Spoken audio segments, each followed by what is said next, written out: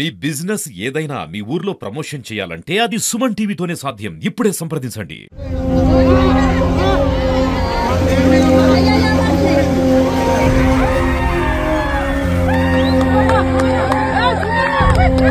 మొత్తం 4 రూమ్స్లలో 3 రూమ్స్ కూలిపోయినాయి. ఒకే ఒక రూమ్ మీద ఉన్నాం మేము. దాదాపు ఒక 4.5 5 అవర్స్ దాకా ఒకే రూమ్ మీద ఉన్నాం మేము.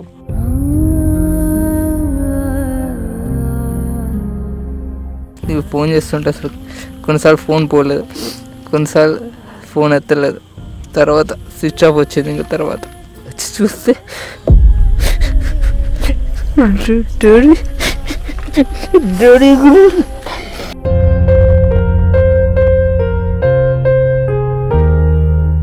డాడీ అప్పుడు ఒకవేళ పడితే ఆ చెట్టుని పట్టుకోరా అని చూపించిండు కొన్ని చెట్లని. ఇద్దరం అసలు మమ్మీ ఎడిపోయిందో కూడా తెలియదు ఫ్లోలో.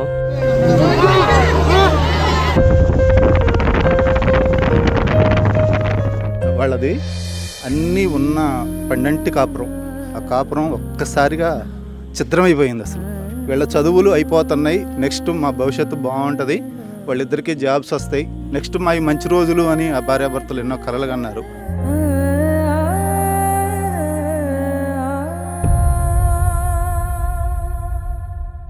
ప్రస్తుతం ఎక్కడైతే కుసుమంచి మండలంలోని గూడెం వద్ద జరిగినటువంటి ప్రమాదం, అంటే ఒకసారిగా పాలేరుకు సంబంధించినటువంటి రిజర్వాయర్ ఓవర్ఫ్లో అవడం వల్ల ఒక కుటుంబం ఆ వరద నీటిలో చిక్కుకుపోయింది. దాదాపు 8 గంటల పాటు అరచేతిలో ప్రాణాలను పెట్టుకొని బిక్కుబిక్కుమంటూ కాలం వెళ్ళదీసినటువంటి పరిస్థితి. కానీ దురదృష్టవశాత్తు తల్లి తండ్రిని ఇద్దరిని కోల్పోవడం జరిగింది.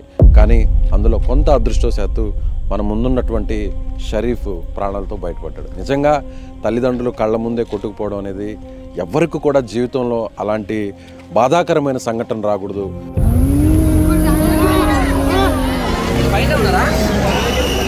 సో ఇక్కడ కుటుంబ సభ్యులందరూ కూడా ఉన్నారు. వారి తల్లి మృతదేహం కూడా ఇవాళే దొరికింది. 2 రోజుల కిందట తండ్రి మృతదేహం దొరికింది. ఇప్పుడు ఖననానికి సంబంధించినటువంటి ఏర్పాట్లన్నీ కూడా జరుగుతున్నాయి. కుటుంబ సభ్యులందరూ కూడా ఆ ఇద్దరు కుటుంబాలకి, షరీఫ్ వారి సోదరుడు కూడా బెంగళూరులో చదువుతున్నాడు, షరీఫ్ కూడా చదువుతున్నాడు. కానీ అనారోగ్యంగా ఉండడం వల్ల 2 రోజుల కిందటే ఇంటికి వచ్చాడు. అసలు ఏం జరిగింది? కానీ ఈ టైంలో షరీఫ్ని మనం మాట్లాడించే ప్రయత్నం చేయాలన్నా కూడా కొంత ఇబ్బందిగా ఉంది. కానీ ప్రభుత్వం వైపు నుంచి ఏం జరిగిందనే విషయాన్ని కానీ ఓపెన్గా చెప్పగలిగితే ప్రభుత్వం కూడా పూర్తిగా సహకారం అందించాలని మనం కూడా సుమన్ టీవీ తరఫున కోరుకుంటున్నాం. ఒకసారి మాట్లాడించేటువంటి ప్రయత్నం చేద్దాం. షరీఫ్, సారీ అమ్మా, ఈ టైంలో నిన్ను మాట్లాడించడం మాకు కూడా బాధగా ఉంది. కానీ కొంచెం ఓపిక తెచ్చుకుని అసలు ఏం జరిగిందమ్మా, ఎంత ఇబ్బంది పడ్డారు అడగడానికి కూడా నాకు కూడా చాలా ఇబ్బంది. అసలు బతుకుతారు అనుకున్నారా అమ్మా నాన్న? 12 దాకా మాకు హోప్ ఉంది, హెలికాప్టర్ వచ్చిద్ది అన్నారు. 12 దాకా మేము వెయిట్ చేసినాం. అప్పటిదాకా డాడీ మమ్మీకి హోప్ చాలా ఉంది బతుకుతామని. కానీ తర్వాత నుంచి కాల్స్ డిలే చేస్తున్నారు, కాల్ చేసినా లిఫ్ట్ చేయట్లేదు. ఇక మాకు హోప్ పోయిందన్నమాట 12కి.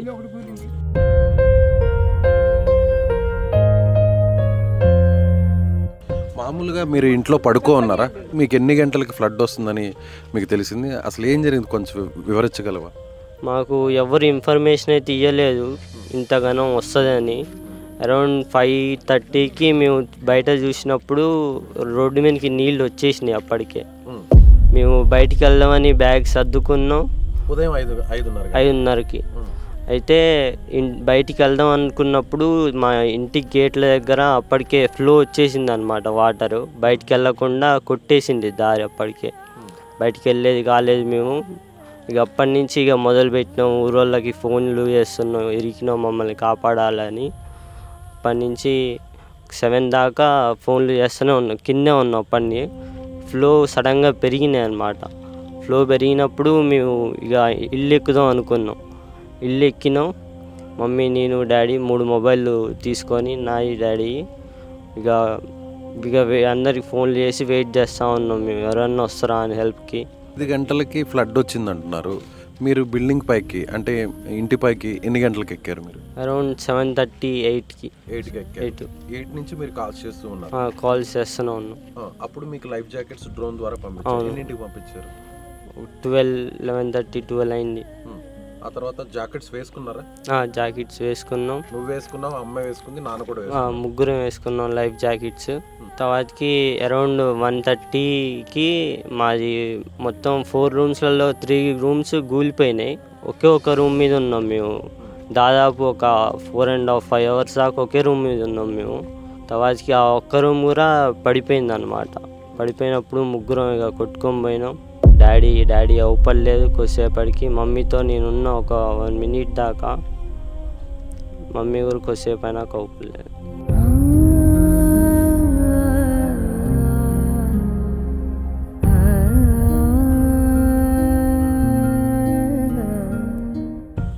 అమ్మ నీతో పాటే ఉన్నిందా కొద్దిసేపు కూడా? కొద్దిసేపు ధైర్యం చెప్పావా? నువ్వేమన్నా అమ్మకి ధైర్యం చెప్పావా? అమ్మ కూడా నీకేమన్నా ధైర్యం చెప్పింది? డాడీ అవుపడపోయి మమ్మీ డాడీని చూడరా అన్నది. నేను డాడీ అని మొత్తుకున్నా ఒక 2-3 సార్లు. డాడీ రిప్లై రాలేదు వీటి నుంచి. ఫ్లో ఎంత ఎక్కువగా ఉన్నిందమ్మా? అంటే అమ్మ పక్కనే ఉన్నింది కదా, పట్టుకోలేకపోయావు అమ్మని? లేదు, పట్టుకోలేనంత ఫ్లో ఉంది. ఫ్లో చాలా ఎక్కువ కదా. మరి పైన నీటి పైన తేలుతారు కదా? తేలాము. డాడీ ఇరుక్కున్నా అన్నారు చెట్లో. మరి ఇద్దరం అసలు మమ్మీ ఎడిపోయిందో కూడా తెలియదు ఫ్లోలో. అప్పుడు ఆ 8 గంటలు అరచేతుల్లో ప్రాణాలు పట్టుకొని ముగ్గురు కూడా మాట్లాడుకుంటూ ఉంటారు. ఏదన్నా జరిగితే నెక్స్ట్ ఏంటి, ఏం చేయాలని.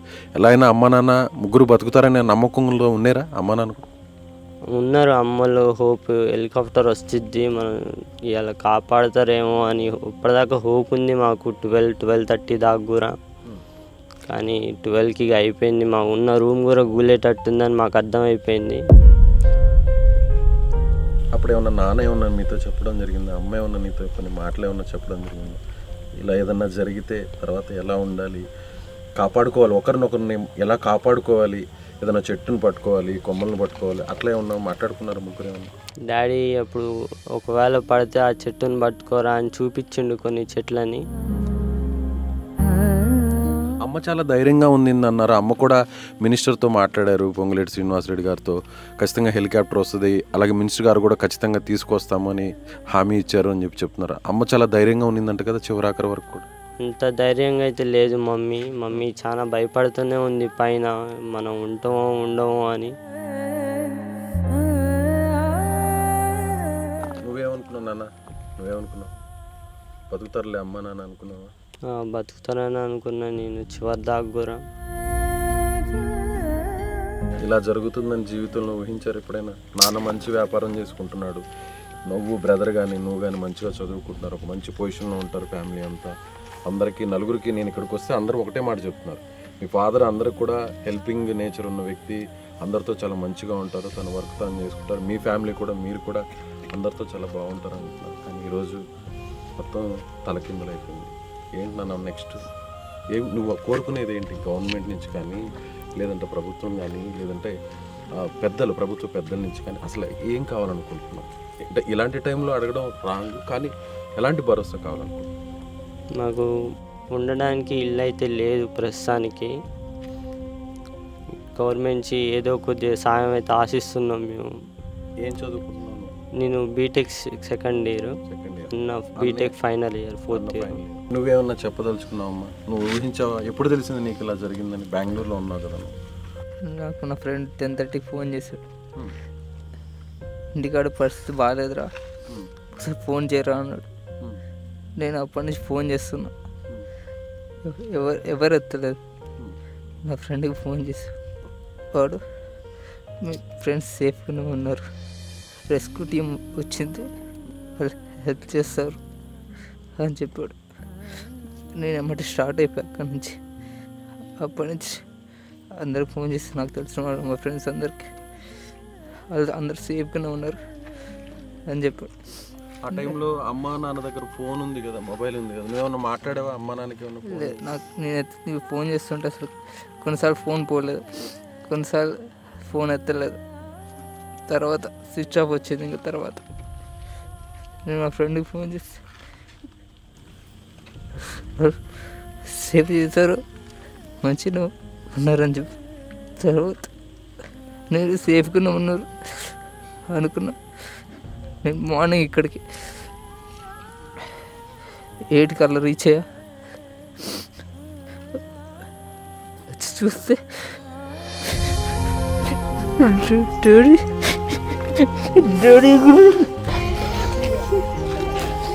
ధైర్యంగా ఉండాలమ్మా, ధైర్యంగా ఉండాలన్న. పెద్దవాడు నువ్వే, తమ్ముడికి నువ్వు సపోర్టింగ్గా ఉండాలి. నువ్వు ఒక్కసారిగా నిన్ను తాళ్లతో కాపాడారు కదా, అప్పుడు కొట్టుకుపోతున్నప్పుడు నువ్వన్నా సేఫ్ అవుతావు అని అనుకున్నావు అప్పుడు? నేను హోప్ అయితే ఉంది నాకు. మనుషులు అవపడుతున్నారు జనాలు, వాళ్ళు చేతులెక్కి సైకిల్ చేస్తున్నారు ఇటురా ఇటురా అని. వాళ్ళు లాస్ట్లో నేను అవపడ్డాను, వాళ్ళు నన్ను గుంజారు ఎమ్మటే బయటికి. అవపడ్డా వెంటనే గుంజిగా. నువ్వేమన్నా వాళ్ళ వైపు వెళ్ళే ప్రయత్నం ఏమన్నా చేసావా, లేదంటే ఆ ప్రవాహంలో నువ్వే అటువైపు కొట్టుకొని వచ్చావు? ఫ్లోనే నెట్టేసింది నన్ను, ఫ్లోనే అక్కడ దాకా నెట్టేసింది. నీకు స్విమ్మింగ్ వచ్చా? లేదు, స్విమ్మింగ్ అమ్మకు నాన్నకు కూడా రాదు. నాన్నకు వచ్చు, మమ్మీకి రాదు. కానీ నాన్నకు స్విమ్మింగ్ వచ్చినా కూడా చెట్లో ఇరుక్కుపోయాడు. అవును. నిజంగా చాలా బాధాకరం. షరీఫ్ వాళ్ళ సోదరుడు ఇద్దరు కూడా అన్నదమ్ములే మిగిలారు చివరికి. చిన్నప్పటి నుంచి అమ్మ నాన్న ఇద్దరిని ఒక మంచి ప్రయోజకులు చేసి వారి భవిష్యత్తుకు బంగారు బాటలు వేయాలని ఒక్కొక్క మెట్టు ఎక్కుతూ ఒక్కొక్క రాయిని పేర్చుకుంటూ మంచిగా వ్యాపారం చేసుకుంటూ వచ్చారు. మరికొన్ని సంవత్సరాల్లో ఇద్దరు కూడా ఒక మంచి ఉద్యోగాల్లో సెటిల్ అవుతారు. తల్లిదండ్రులు కూడా ఇద్దరిని ఎంతో సంతోషంగా చూడాలనుకున్నారు. కానీ విధి ఒక్కసారిగా మొత్తం జీవితాన్ని అంతా తలకిందులు చేసింది. ఇద్దరు మాట్లాడుతుంటే, షరీఫ్ మాట్లాడుతుంటే ఒకవైపు ఒక బాధ కలుగుతుంది. వారి సోదరుడు అంటే చివరకు అమ్మా నాన్న నేను వచ్చేంత వరకైనా కాపాడుతారేమో, బయటపడతారేమో, ఇన్ని గంటలు ఉన్నారు కదా రెస్క్యూ టీమ్ ఏదన్నా హెల్ప్ చేసి వాళ్ళని సేవ్ చేస్తుందేమో అనుకున్నాడు. కానీ ఇక్కడికి వచ్చాక తండ్రి మృతదేహాన్ని చూశాడు. తల్లి మృతదేహం 2 రోజుల వరకు కూడా దొరకనటువంటి పరిస్థితి.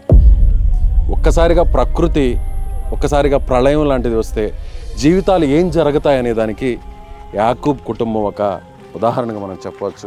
సో ప్రభుత్వం వీరికి అండగా నిలబడాలి, ఎవరైనా దాతలు కూడా ముందుకు రావాలి. ₹1,00,00,000 వరకు వాల్యూ చేసేటువంటి వీరు ఆస్తులు మొత్తం కొట్టుకుపోయాయి, ₹1 కూడా మిగలలేదు. అప్పటి వరకు ఎంతో సంతోషంగా అక్కడ మనం చూసాం, కారు ఉంది, ట్రాక్టర్స్ ఉన్నాయి, బైక్ ఉన్నాయి, అలాగే వాల్యుబుల్ థింగ్స్ అన్నీ కూడా ఉన్నాయి. అన్నీ కొట్టుకుపోయాయి, ఏం మిగలలేదు. చివరాఖరికి ఏం మిగలలేదు. ఆ చిన్నారిని అడిగితే ఏమంటున్నాడంటే, నేను చదువుకుంటున్నాను, గవర్నమెంట్ మేము ఉండడానికి ఇల్లు కూడా లేదు, ఒక ఇల్లు లాంటిది ముందు ఒక జాగా చూపించండి చాలు అంటూ కూడా ఆ షరీఫ్ కోరుతున్నటువంటి పరిస్థితి. సో అందరూ కూడా వీరిని అడుగుదాం, ఏం చేస్తే బాగుంటుంది, ఈ పిల్లలకి ఏం చేస్తే బాగుంటుంది, ఈ ఫ్యామిలీకి ఏం చేస్తే బాగుంటుంది అనేది ఇక్కడ ఉన్న వారిని అడిగి తెలుసుకుందాం.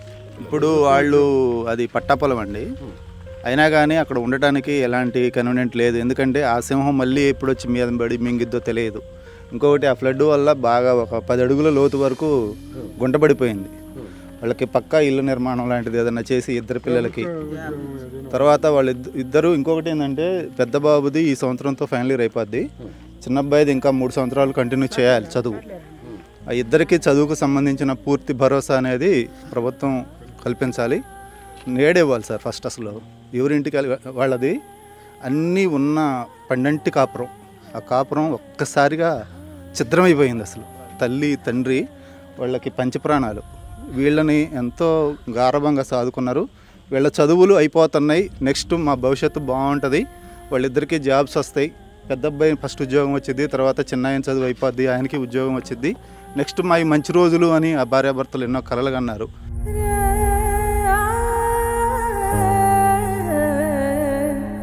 ప్రతిరోజు మేము వాళ్ళతో మాట్లాడుతూనే ఉంటాం. మా సొంత బంధువు, మా సొంత అన్నయ్య, మా వదిన.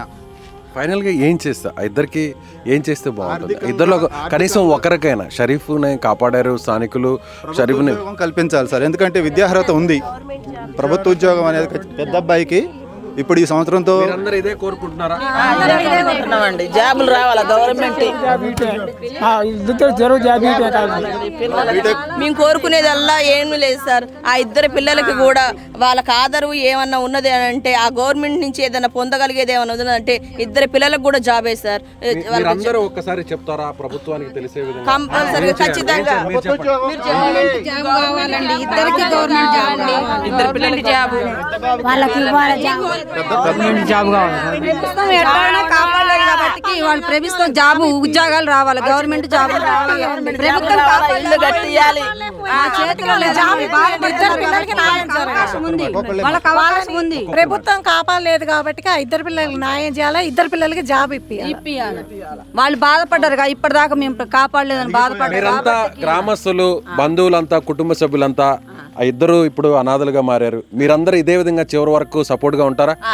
ఉంటాం సార్, ఉంటాం చివరి దాకా ఉంటాం. చివరి లాస్ట్ చివరి వరకు ఉండాల్సిన బాధ్యత మాకుంది. మా పిల్లలకి అండలేదు, పిల్లగాళ్ళు లాగమవుతారు. వాళ్ళకి ఏమి ఆస్తి కూడా లేదు, ఏమీ లేదు, ఉంటాను గూడు కూడా లేదు.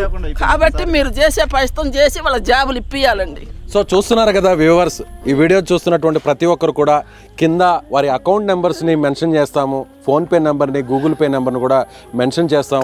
వారి చదువు తిరిగి కొనసాగాలి. ఆ ఇద్దరు చదువు కూడా బీటెక్ చదువుతున్నారు, ఇద్దరు కూడా 4th ఇయర్ తను చదువుతున్నాడు, పెద్ద అబ్బాయి అలాగే 2nd ఇయర్ చదువుతున్నాడు. ప్రాణాలతో బయటపడినటువంటి షరీఫ్ వీరికి చదువుకోవడానికి ముందు ఒక భరోసా కల్పించాలి. ఎవరైనా దాతలు ముందుకు రావాలి, అలాగే ప్రభుత్వం కూడా వారికి ఉద్యోగ అవకాశాన్ని ఏర్పాటు చేయాలి. సో ఇదే అందరు డిమాండ్ చేస్తున్నారు. మానవత్వం ఉన్నటువంటి ప్రతి ఒక్కరు కూడా ఇదే కోరుకుంటున్నారు. కట్టుబట్టలతో ఇప్పుడు రోడ్డు మీద పడిపోయారు. ₹1 కోటి ఆస్తి మొత్తం కూడా ధ్వంసం అయిపోయింది, మొత్తం నేలమట్టం అయిపోయింది. అప్పటి వరకు 12 కాపురంగా ఉన్నటువంటి ఆ కుటుంబం ఒక్కసారిగా విధి ఆడిన వింత నాటకంలో విచిత్రంగా ఆ ఇద్దరు బలైపోయారు. ప్రాణాలతో బయటపడినా కూడా ఎలా బతకాలి, రేపటి రోజు ఏంటి అనేటువంటి ఆలోచనే ఆ ఇద్దరి కళ్ళల్లో మనసులో మెదులుతుంది. సో గవర్నమెంట్ రెస్పాండ్ అవుతుంది పాజిటివ్గా, వీరందరూ కోరుతున్నట్టుగా, ఆ పిల్లలు కోరుతున్నట్టుగా పాజిటివ్గా రెస్పాండ్ అవుతుంది అనేటువంటి నమ్మకం మనకు ఉంది. అందరికి కూడా ఇదే నమ్మకం ఉంది. అందరూ కూడా నమ్మకం ఉందండి, అందరికీ ఉంది. మాకు పొంగులేటన్న వచ్చిండు, మాకు మా పిల్లలకి ధైర్యం చెప్పిండు, మాట ఇచ్చిండు. అదే ఖచ్చితంగా మాట మీద నిలబడతాడని చెప్పేసి మాకు నమ్మకం ఉంది సార్. ఆ పొంగులేటన్న ఈ పిల్లలకి ఉద్యోగం కనుక ఇస్తే ఆయన దేవుళ్ళలాగా తలుచుకుంటాం సార్. మేము ప్రాణాలు కోల్పోయినా కానీ, ఆర్థికంగా నష్టపోయినా, ప్రాణాలు కోల్పోయినా, ఇద్దరు పిల్లగాళ్ళకి కూడా ఆ పొంగిలేటన్న ఈ ప్రభుత్వంలో ఆ పిల్లలకి కనుక జాబ్ ఇస్తే ఇంతకు మించి మేము కోరుకునేది ఏమి లేదు సార్. ఆ పిల్లలు కోరుకునేదే మేము అది ఒకటి. చచ్చిపోయిన అమ్మాయి అర్ధగంట సేపు మాట్లాడింది పొంగిలేటన అన్నతో, మా బిడ్డ, మా పెద్ద బిడ్డ అర్ధగంట మాట్లాడింది. తండ్రి అంటే చనిపోయినటువంటి సైదాబి వారి తండ్రి వస్తుంది బండి అన్నాడు. మీరు ఇప్పుడు పంపించారు, కాకపోతే వాళ్ళకి వాతావరణం సహకరించలేదు. వాతావరణం సహకరించకపోయినా సరే వాళ్ళకి జాకెట్లు వచ్చినాయి, డ్రోన్ కెమెరాలతోటి పవర్ బ్యాంక్ పంపించారు. వాళ్ళు చేయగలిగేంత వరకు చేశారు. మాకు వాళ్ళు చివరి వరకు ఎంత చేయాలో అంత చేశారు. తాత అవ్వగా మీరు చెప్పండి, బిడ్డలుగా చెప్పండి, మీ మనవాళ్ళుగా చెప్పండి, మీరు ఎలాంటి సాయం ప్రభుత్వం నుంచి? వాళ్ళకి ఇద్దరు జాబ్ రావాలి, జాబ్ గవర్నమెంట్ జాబ్, అలాగే చదువుకు సంబంధించినటువంటి ఆర్థిక అవసరం అనేది ఏమన్నా ఉంటే మీ వాళ్ళకి జాబులు, ఇల్లు నిలబెట్టండి. వాళ్ళు చెప్పుకునే పరిస్థితుల్లో కూడా లేరు.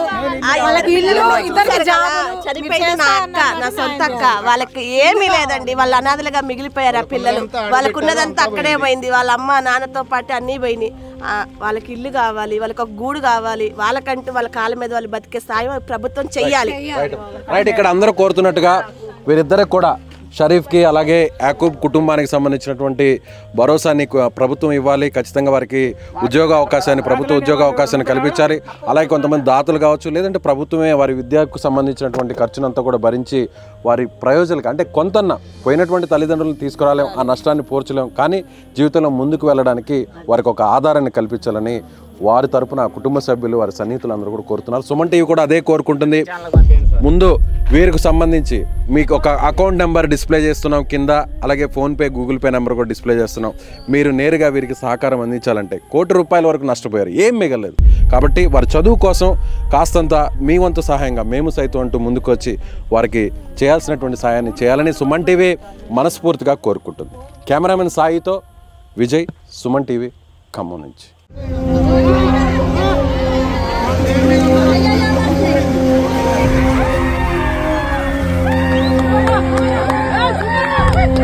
మొత్తం 4 రూమ్స్లలో 3 రూమ్స్ కూలిపోయినాయి. ఒకే ఒక రూమ్ మీద ఉన్నాం మేము. దాదాపు ఒక 4.5 అవర్స్ దాకా ఒకే రూమ్ మీద ఉన్నాం మేము.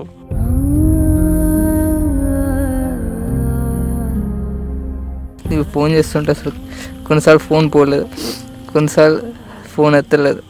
తర్వాత స్విచ్ ఆఫ్ వచ్చింది. ఇంకా తర్వాత వచ్చి చూస్తే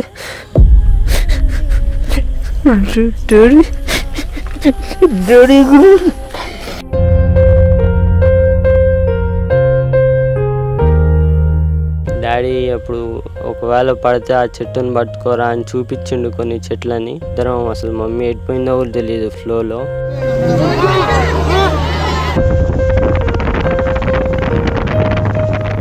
వాళ్ళది అన్నీ ఉన్న పండంటి కాపురం.